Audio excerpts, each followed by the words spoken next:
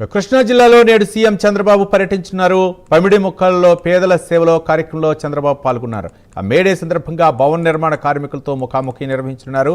గుడ్లవల్లేరులో LV Prasad కంటి ఆసుపత్రిని ప్రారంభించనున్నారు సీఎం.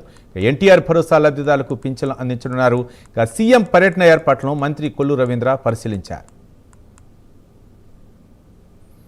సీఎం పర్యటనకు సంబంధించి మరిన్ని వివరాలు మా కరెస్పాండెంట్ శ్రీహరి అందిస్తారు.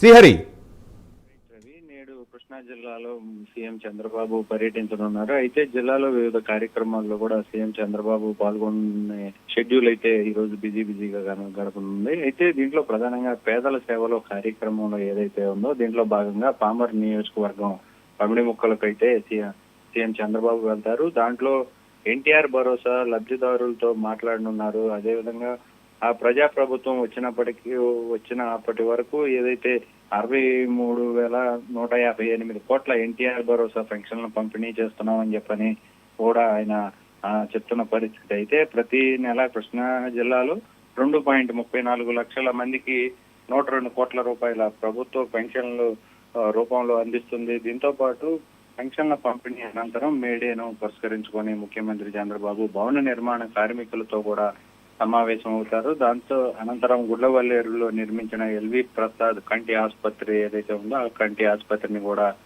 చంద్రబాబు ప్రారంభించనున్నారు. దీంతో పాటు ఏదైతే సేవలో ఏదైతే ఈ కార్యక్రమాలన్నిటినీ అనంతరం కూడా తన నివాసానికి బయలుదేరతారు. పమిడి ముక్కల వేరంకి చూసుకున్నట్లయితే 10-15కి చేరుకుంటారు.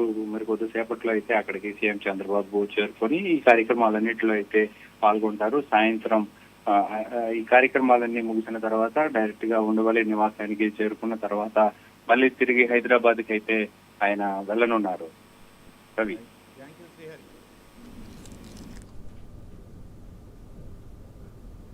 Thank you Srihari.